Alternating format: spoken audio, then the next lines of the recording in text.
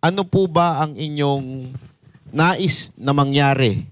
After this, alam naman natin na yung ombudsman ay binanggit nyo rin na dating DOJ secretary. Pero bakit doon nyo dinala? At ano ang gusto ninyong end nitong pahayag ninyo o yung revelasyon ninyo? Sige, attorney. Wala kasing ibang opisina sa gobyerno na maaaring mag-imbestiga sa nilalaman ng affidavit nila kundi ang ombudsman. Dahil ang nirereklamo natin po dito ay mga matataas na opisyal ng gobyerno at ang ombudsman ang merong primary jurisdiction sa kanila. So bago ka makapagsampa ng kaso sa Sandigan Bayan, ay kailangan kang dumaan sa ombudsman. Bagamat meron ngang there is an apprehension, no? Na nandun si Ombudsman Remulla at isa siya sa mga nababanggit. Pero sabi ko sa kanila ay walang ibang opisina at pangalawa, bigyan natin ng pagkakataon ang Office of the Ombudsman na gampanan ang kanilang mandato sa ilalim ng ating saligang batas. Paano, attorney, kung medyo umadvance na tayo? Paano kung doon pa lang pinatay na nila ang kaso na ito na isinampa ninyo? Ano po ang inyong next move? Sundan ko lang yung tanong ka para ilan yung natanggap na maleta ni Ombudsman? Sorry, no? Wala naman silang sinasabi na tumanggap ng maleta si Ombudsman. Ang sinasabi doon ay noong DOJ secretary siya, ay kinakausap niya ang mga ICC investigators, no? At alam naman natin na ang official position ng Republic of the Philippines ay hindi tayo makikooperate sa ICC. Pero patago silang nagkikita-kita at nag-uusap-usap. So ano po ang inyong next move? Gusto kasakali? Opo, kaya po ginawa natin itong press con na ito bago kami magsampa sa ombudsman para ipaalam natin sa ating kapwa Pilipino na merong ganitong reklamo. At para ma-inform sila at kasama nating bantayan ang ombudsman. Kasi kung nag-file na kami sa ombudsman, baka kasi mag-issue ng gag order ang ombudsman eh. Nandito na yung kasos o reklamo sa ombudsman, walang magpapa-interview dyan, walang statement sa media, etc. Pwedeng gawin niya yon. Kaya minaramat po natin na ilabas na muna para marami tayong magbabantay sa ombudsman. Ayun. So kadalasan po kasi, no, katulad nung nangyari kay Gutesa, bigla po siyang nawala. Eto, gaano po ba tayo kasigurado na ito po ay magtutuloy-tuloy? At kung magtutuloy-tuloy po ba ito, itong mga hawak na ebidensya na ng 18 na Marines na ito ay masasabi ba nating may probable cause? Kasi para sa akalaman na rin nating mga kababayan, para malaman nila bandang huli, kung hindi ito matutuloy, may pumasok na naman na ibang espiritu, parang gano'n.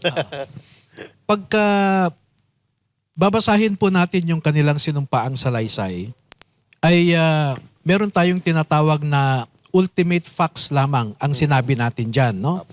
To create a prima facie basis na mag-imbestiga ang ombudsman. At pag nag-imbestiga na ito, ay ibibigay namin yung karagdagang detalye. Ayun. Oo. So, pakonti-konti po yung bitaw. Hindi naman, no? Sa ngayon ay tama na itong allegation natin na mag-imbestiga siya.